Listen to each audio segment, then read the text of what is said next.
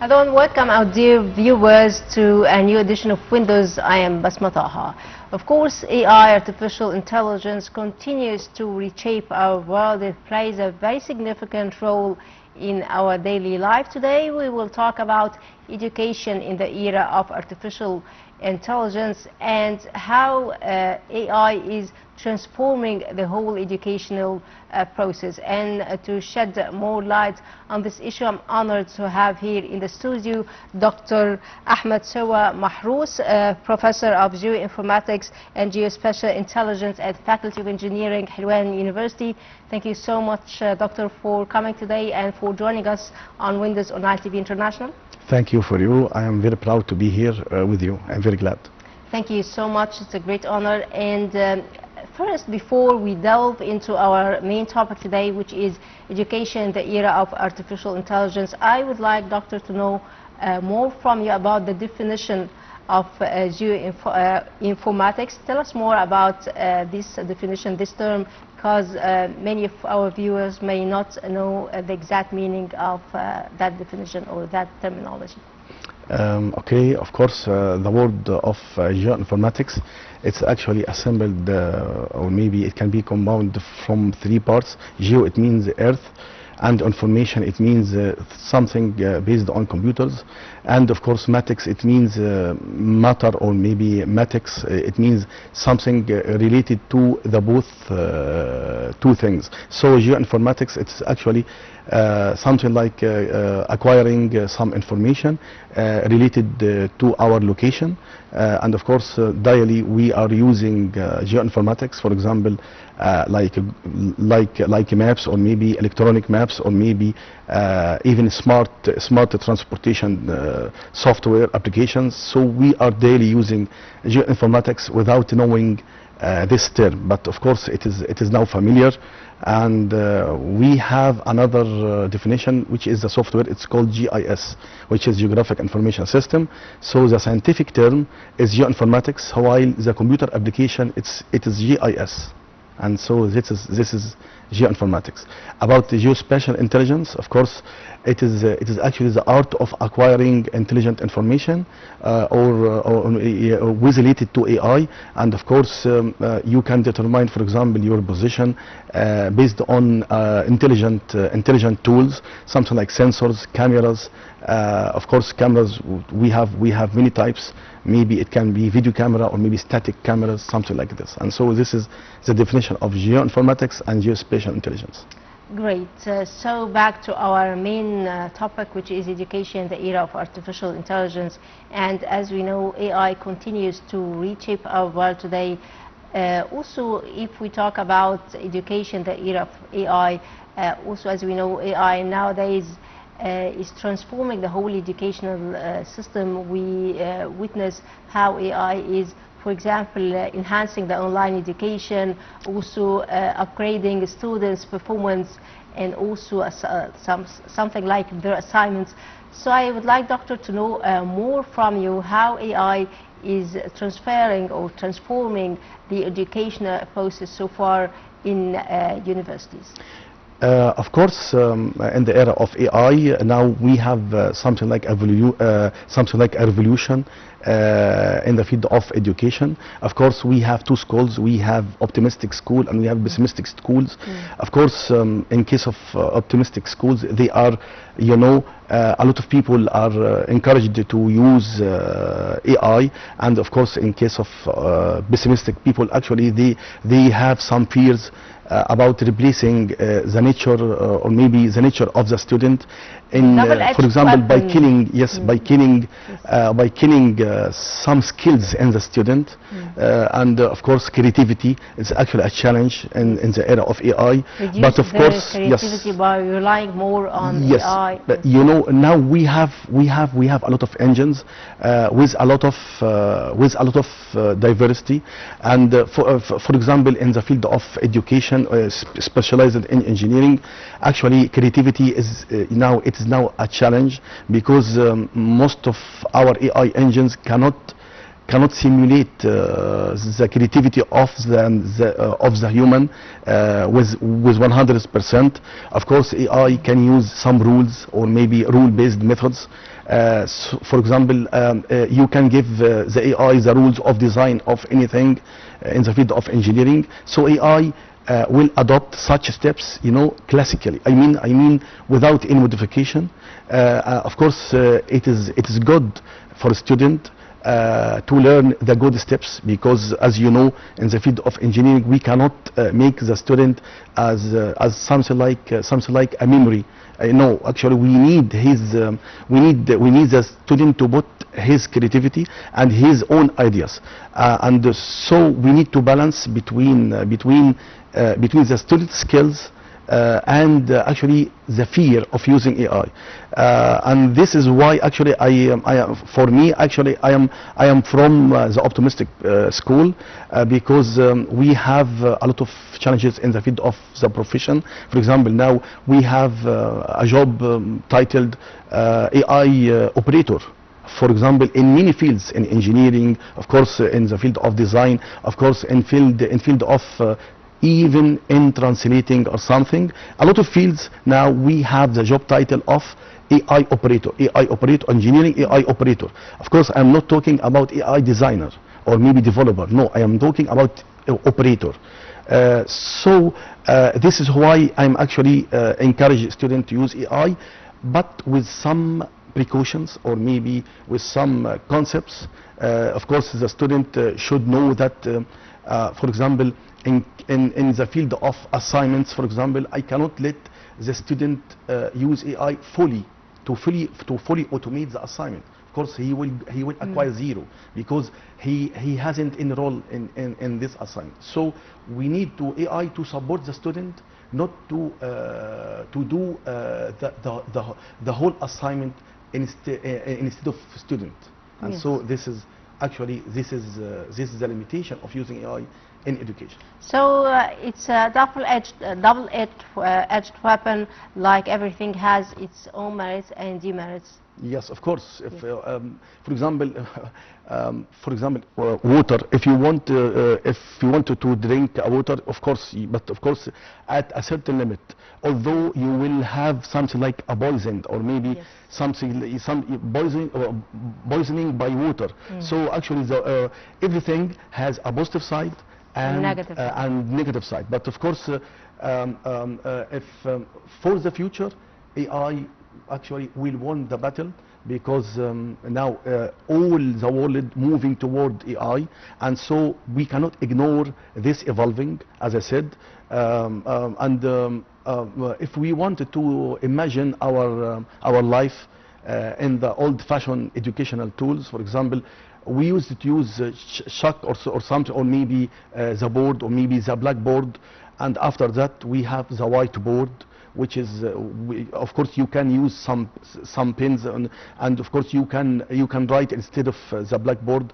After that we have projectors, and now we have data show, and now we have AI that can simulate a lot of problems. And of course we have some AI tools, for example 3D virtual reality glasses, for example, if something like this. So AI can make something like a simulation of some educational problems, so the student can use AI in such field. For example, it is hard to bring, for example, a drone for the student, to educate him how the drone can make some surveying or maybe mapping. So I can bring him something like a glass to imagine the motion of the drone, so that the student will understand speedily the concept of using drone in mapping. Of course, simulation, it is one of the biggest AI fields in education.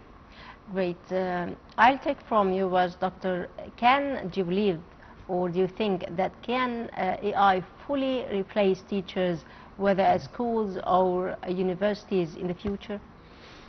Actually, the answer is partially yes and partially no. Yes, I know it is something like a gray answer. It's not black and white problem.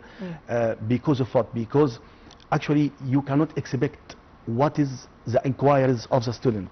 As you know, in the educational process, we will present some information or maybe some concepts to the student. The student itself actually has a lot of thinkings or maybe ideas. So you cannot predict what is the response of your student. For example, maybe the student will ask a new question, or maybe something like a genius student will give you a new idea. So actually, AI in its concept, it's something like a data orientation. I mean data orientation.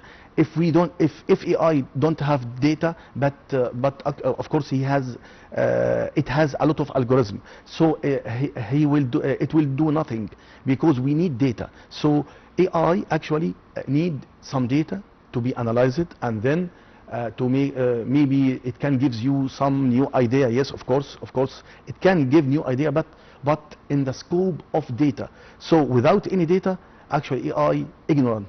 So this is actually you know, the main concept of AI, or maybe computer. Of course, computer is stupid, you know, but we can make the computer smart. How?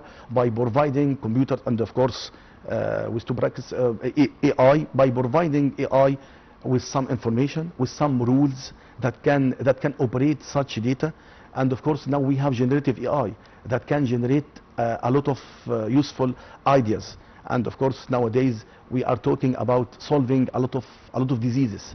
Or maybe AI, I heard that AI suggested a good drug, for example, for a very difficult disease. And of course the scientists for many years were searching for such a drug, and now we have succeeded to find the drug. Of course the same idea in the whole life. Yes, AI is good, but it cannot replace the professor, because we cannot predict the behavior or maybe the inquiries of the student. But of course, in case of classical lectures, for example, yes, we can use AI. For example, if we have also a lecture online, that can be, education. yes, online, or maybe, I mean classical lecture, I mean actually I will give some lectures that cannot be changed, for example. So we can make AI, of course we can make AI to share the lecture by making something like discussion with the student. Of course we have something like chatbots that can answer the student, but as I said, the main challenge, if AI it's actually based on normal people. I mean normal people, AI will be useful for them. But if you want to make something like a creation, actually it is very hard. For example, if you wanted to design a badge using AI, actually I tried to design a badge. Actually it was very bad. You know why? Because a lot of rules make something like a conflict in the design. For example, what colors can be used, for example, what effects can be used, and of course many algorithms can share such or maybe my question, and so actually the final result wasn't good. And this is why generative AI gives you like or dislike, because he wanted to collect a certain information from the user himself. I mean, if you have an answer from AI will ask you, is it good or maybe like or dislike? Because actually he will build a database for this question, because he need to make some statistics for this question for our future users. Maybe we have future users that may ask the same question. So actually this is how generative AI works. And in order to save and to store such answers to be used later on. Yes, but as I said, in classical problems, yes, AI it's good, very perfect. Actually, if you are ignorant about some problem, yes, AI will search the web, will search, of course, all the possible resources to you, and actually he will present such information. This is why AI is good for the student. And instead of depending on hard copy books, actually I can use AI. Yes, of course. all the people now tend to to use hard copies books that can be, that of course it is it's something like disposal material, or maybe it is not a friendly environmental material or something, or maybe it can cause a lot of problems. We have a lot of books, of course, but in case of AI, it's just an engine, and then I will ask the AI about anything, in any field. Of course, AI will bring a useful information for you. So this is why AI is good. All what we need is to modify our exams and assignments. I mean, instead of attacking the student because of using AI, actually we need to modify our assignments. For example, the action verb. If you ask the student by the verb of mention, so actually it will be cheating.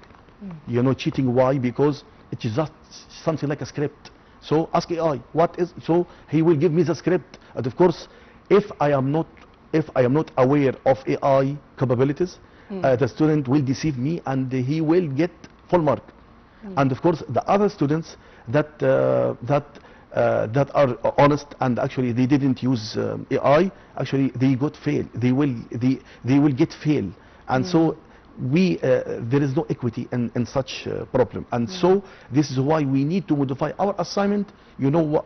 Not to attack AI, no, but actually to make use of AI capabilities. For example, I can ask the student design such, of course, or maybe create. Of course, I will give the same question to AI, and of course I will put in the rubric of the assignment between the two yes, answers. I will ask the AI the same question. Actually, now I'm doing this. Actually, in my own assignment, actually before publishing my assignment, I pass my assignment to AI. Any student will get more than 20% similarity. With AI, got zero. Failed. Yes, and actually I think this is actually the way of using AI. The big question, in order to know whether this is the student's assignment, or he cheated or she cheated. No, right? actually I don't want the student to be called a cheater or something. No, actually I want to limit the AI. Actually, I cannot prevent the student from using AI, or maybe to give him initial idea. We have a big problem here in Egypt. Where can I start? Or where should I start? A lot of our students stopped here. Stopped at the beginning. Why? I don't know how to start. Why? The student have a lot of skills. So the solution, AI can bring you the steps. Yes, actually I can allow this. Actually I can allow the AI to map the plan of solving a problem. But I cannot to let the AI to give the full solution.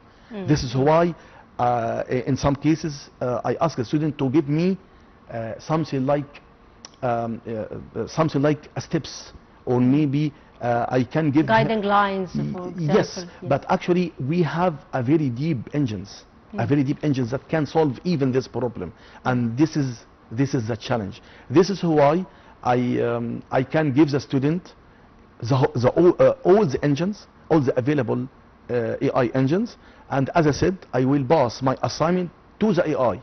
After that, I will give, of course, I will get something like some answers from AI engines, and then I will ask if there is any similarity, or maybe I can limit the similarity, as I said, for 20 or maybe 25 similarity. More than this value, student will get fail, will get zero. And so this is why the student should modify the answer of AI.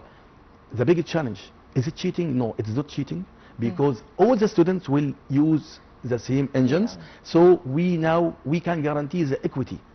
And the next question, is it a learning tool? Actually, partially it is not, and partially it's yes. How? We need to make a discussion with the student. For what? For exploring or maybe to show, or maybe to investigate. If the AI give us the learning outcomes, so it will be good. I mean, the discussion will discover this. If the student answer 100% good in the assignment and fail in the discussion, he will get 0, because actually now AI, it is not a learning tool. While if the student succeeded in the discussion, or maybe the defense, I mean, then AI can be considered as a learning tool. Yes, I know it is something critical, because we have a lot of people that attacking using AI, but actually we cannot attack AI at all. It is something like a calculator. We cannot pass the calculator for the primary school students. Actually, it will kill their brain. Yes. So in the primary schools, we cannot allow calculator. While in the of course in bigger, for example, in secondary school, or maybe yes, we can allow calculator, but of course in the primary schools we cannot allow calculator. So the same, because that might reduce their creativity and their way of thinking. Actually, yes, actually we need to build our students' brains. Yes. And as I said, we have challenges in the profession. We have a lot of jobs titled AI operators in all the fields approximately, and I want actually the audience to search now, of course, in the web about this title, AI operator, not developer, and of course AI operator, it is now very necessary. Another issue, actually, I can let the student to translate, or maybe re-paraphrasing the language. Actually, it will enrich his ability of learning language without any instructor. For example, I will give him something like a report, and then I will put some marks on the structure of the report, and of course on the good English, for example, and then the student will use AI for re-paraphrasing, or maybe to enhance just the language. And of course we will make a discussion with him, so the student should use his translation resulting from the AI, and so that the student language will be enhanced, and that's it. And this is another way of enhancing our student skills. Of course, in case of engineering, actually we have a big issues, because actually the design, we have many opinions. Maybe you are a designer and I am a designer too, but we have two different opinions about something. For example, I don't like, for example, light colors, but you like dark colors, and or maybe I like light, or maybe I like light colors, and you dislike light colors. So we have different opinions. So we, if you ask the AI about this problem, actually AI may give us a third design. You know, if I told him that we have two opinions, dislike and like light colors, so it can make something like, it can take something like an average coloring, a merge or a blend. Yes. And this is why we call AI, actually AI, as I said, it is data oriented. If we don't have the data, so we cannot acquire a useful information. This is why AI require intelligent person to deal with him. Actually I'm afraid of using him or it, you know, because you know it is actually a big issue. Is it it or him? In some issues, because AI is very intelligent, so you can call it him. You know, and of course it is another challenge. Yes, it's another story. Another debate. Story. It is another debate. Yes, Doctor, we will continue our discussion, but allow me to go to a short break, and then we will be back. Give you a short break, and then we will be back. So stay tuned.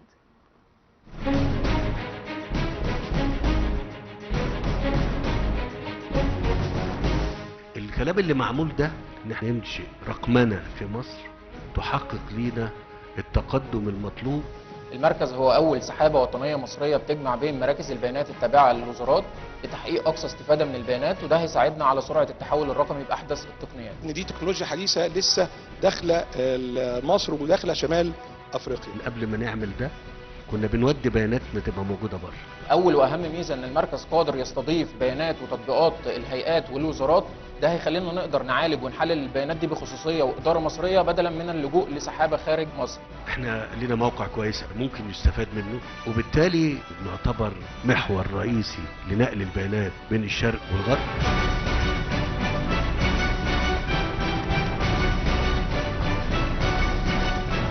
احنا هنعمل مركز رئيسي واحد هيبقى متصل بالحكومة، والحكومة ما عندهاش حاجة غير كيبورد والشاشة فقط، وبالتالي بقى شكل العمل وحجم العمل ودقة العمل وكفاءة العمل وسرعة العمل اكتر كتير من اللي احنا كنا ماشيين بيه قبل كده.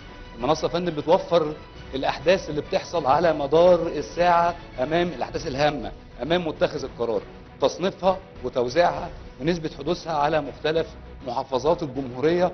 المنصة بتدعم التفاعل الإيجابي ما بين متخذ القرار بمستوياته المختلفة مع المواطن. الخدمات الصحية من الجيل الرابع هو بيعتمد بشكل كبير جدا على قاعدة البيانات وعلى المعلومات للمريض. ده مش هيحصل إلا من خلال مركز البيانات والحوسبة السحابية اللي سيادتك بتفتتحه النهارده. موضوع تاني إن احنا نقدر نعمل خريطة صحية لمصر في 30 سنة اللي جايين. هيبقى في مستشفيات افتراضية، ليس بالضرورة إن المريض يتردد على المستشفى، ولكن بيانات المريض موجودة. نستطيع من خلال قاعدة الذكاء الاصطناعي إن احنا نتواصل مع المريض اللي بنسميه التشخيص عن بعد والتطبيب عن بعد. اللي معمول ده من ناحية التقدم وحاجات كتير قوي فوق خيالكم. بعمل اللي محدش يفكر فيه، اللي محدش يفكر فيه. كمسؤول في الدولة نجهز بلدنا للانطلاق الحقيقي في عالم بيتقدم بمنتهى السرعة. Welcome back, our dear viewers, and still discussing our main topic today, which is education in the age of artificial intelligence, with my dear guest, Dr. Ahmed Serwa Mahros. Doctor, welcome once again. And if we talk about the ideal relationship between educators and also AI, and also, Doctor, the student engagement, what would you tell us? Actually, as we said before, AI it is data oriented, and so educators can use, for example, the results of the student in the assignment to analyze, or maybe to actually AI will analyze the results of the student, so that AI will give us something like a view about a certain student. For example, he have some weakness points, for example, so that AI can suggest a new tool for individual student in order to enhance this point of weakness. Yes. For example, if we made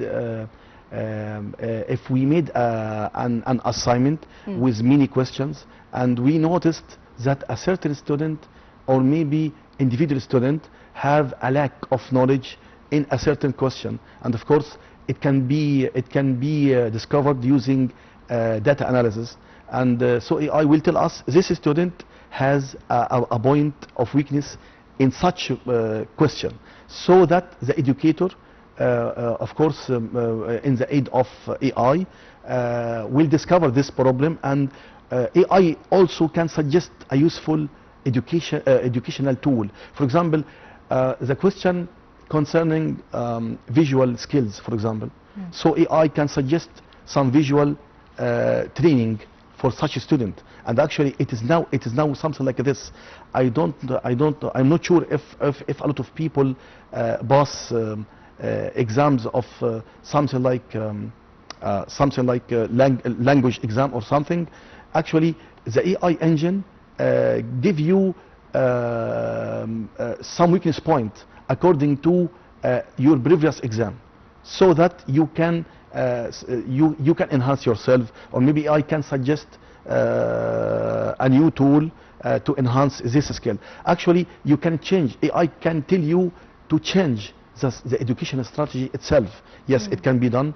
And of course, in case of as I said, we have some statistics from our data, and if we have a global issue, so it should be treated before the issues going worst. I mean, for example, at the beginning of the year, educational year, of course, I made something like a quiz, and AI tell me that a lot of students answered a certain question wrongly.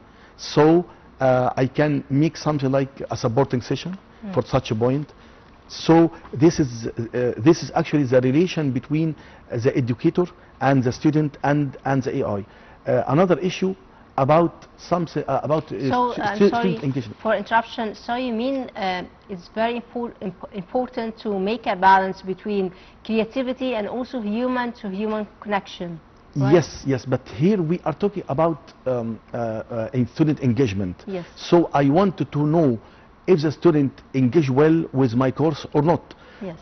For example, I can AI can tell me this student didn't access our material on the web, for example. So I should ask the student, or maybe I can recall this student to my office and ask him, and I will ask him why you didn't access the material, how will you succeed, and so we can solve the problem. And we cannot wait until the end of the educational year. Of course, this student will fail, of course, and of course, in case of engagement itself, actually, we can suggest something like a new technology tools for an individual student. As I said, AI can suggest for each student different educational tool. For example, one student needs some simulators, some student need some pictures, some student need some videos, some student need some solved examples. So if each student has single or maybe unique problem, so AI can suggest. But as I said, AI will solve the classical problems. I mean the well-known problems. But if we have a new problem, it will be a challenge for AI. And actually, I want to mention an example of AI. For example, concerning 1973 war, of course, our victory. If we have AI in 1973, and if you want to ask AI how can we destroy Bar-Leaf line, for example, AI will not suggest by using or maybe by pumping water. Of course, it is impossible. No one can imagine. This is why we cannot, or maybe AI cannot give us a creative solution. This is why AI cannot replace yes, the human creativity, and this is why we try to make AI more deeper. But as I said, I am not against using AI, but we need to put something like precautions or maybe concepts, to guarantee limitations. Yes, and ethics. We need to put some ethics, and we need to guarantee equity. I mean, we cannot let a small group of students that can access AI and the rest of our students cannot access. So we need to make it available to the all student, actually, to prevent the word of cheating. Actually, in such a case, it will not be cheating at all. Okay, because we have equity and we have transparency in dealing with AI. Well, Doctor, also if we talk about students with disabilities or special needs, how can AI also enhance learning or education for students for special needs? Actually, I want to express, yes, actually, this is a good question, very smart question. Thank you. AI will suggest a suitable learning tool for the students that has some disabilities. For example, if we have a student suffering from blindness, for example, so it can suggest something like a some language, or maybe or maybe if we have some student who maybe deaf or dumb or something, so we can use different learning language, for example, and a lot of issues. If we have a student suffering from using his hands, so we can actually now we have this tool, you know, to learn from your eyes, you know, or maybe give some orders by using your eyes. Now we have a very advanced AI that can read your facial features or maybe your facial expressions to get some orders. For example, if I am angry, so I can so the AI will take a certain action for this. And so if we have a student suffering from certain disabilities, so AI will select a suitable educational tool. And believe me, actually your question is very crucial question, because it is a concept of humanity. Yes. Now using this concept, AI will increase our humanity toward the students suffering from disabilities. Great.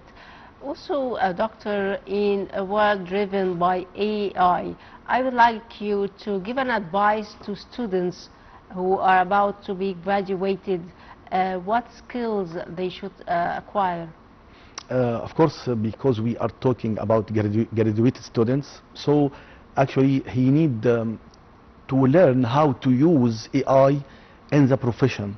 For example, in engineering, yes, we need our graduate to be successful in using AI in engineering. For example, as I said, as an AI operator, or maybe to let AI give him the initial idea, or maybe the classical steps of the design, for example, and he should mention in his CV that he can use AI, because believe me, now it is something like a madness, in our job market. As I said, language and computer skills and AI skills. Now I know in the past it was only language skills and computer skills, yes, but now he should add AI skills. And most of our companies now you know, search for such graduated, well-educated students. Actually, I want to mention a saying that ignorant in the 80s, it was, you know, the disability, or maybe if the human cannot read and write. Yes. But in the 90s, actually ignorance, it was ignorant of using computer. Nowadays, while after 2000, actually ignorant, actually it is ignorance of programming. And starting from 2010, ignorance, actually it is the ignorant of using yes, AI. You know, after I think after 2030, it will be developing AI. I mean, development, or not using AI. You know, and so this is actually a big challenge, because if you are now using computer, you can be considered as ignorant, believe me. And this is why AI is very important in our profession. And I want to add something about research. You know, yes, it is actually a big challenge, and in the field of research, postgraduate studies. Yes, postgraduate studies. Yes, you know, of course we have a lot of journals that prevent of using AI, and most of international journals still rejecting the articles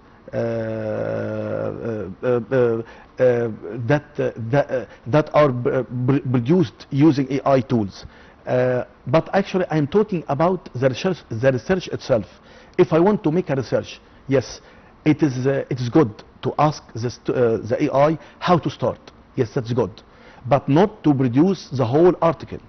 No, actually I can use AI to collect the brief, or maybe literature review. Yes, to give me an idea about the topics related to my research. That's good. But and of course in the field of the research itself, yes, AI can give me a good idea about the steps of my research. But concerning my research, yes, I have my own data. Yes, and so actually AI cannot provide me with new data, because I have my lab and data should be acquired in the lab. But of course AI can give me previous data. Yes, yeah, maybe to make a comparison between my data and the previous data, that's good. But you know, mostly in research it is something critical to use AI, believe me, still now critical. And also in the field of research, we have now a new index concerning something like transparency, or something like you know, credibility. yes, now yes, test, yes. Now AI can discover the researcher that that put his name and he didn't work. For example, we have a very highly cited scientist that produced 2,000 articles in 1 year.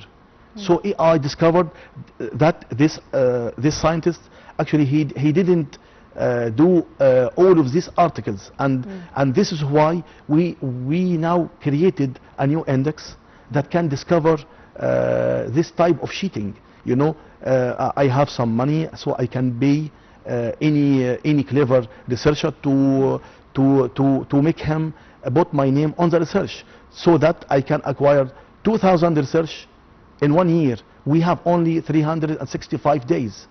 How many articles can he create? Even if he is a genius, maybe he can create 1 article per day. So maximum it will be 365. Of course it's impossible, because the research itself need storming, and need forming, and need performing. How can he did this? Actually it is very important to mention that AI is very important in research, and as I said, AI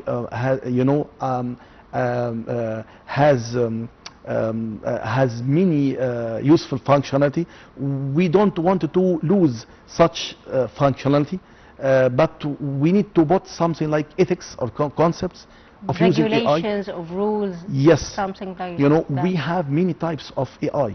Now we are talking about generative AI because it is the most used now. Maybe it is accessible to all of us, but we have something like computational intelligence, or maybe computational AI. Actually, in the science, or maybe in the field of engineering science, we tend to use computational intelligence. I mean, to develop new algorithms that can solve some problems. Actually, it is not accessible for all people. Only scientists. Anyway, actually, I am actually encouraging my student to use AI ethically and be honest. And the student should mention where or maybe which part in the assignment he used AI. Actually, I will give him the whole mark if he deserves this. Great. Dr. Ahmed Serwa Mahros, Professor of Geoinformatics and Geospatial Intelligence at Faculty of Engineering, Helwan University. Thank you so much, Doctor, for coming today and for your information. Always a dear guest on Nile TV International. Thank you so much. Thank you. And it's actually, I am very glad to be here, and we need to give the audience more discussions about using AI. Thank you so much. Thank you, dear viewers, and by that we come to the end of this edition of Windows. Thanks for watching, and stay tuned for more on Nile TV International.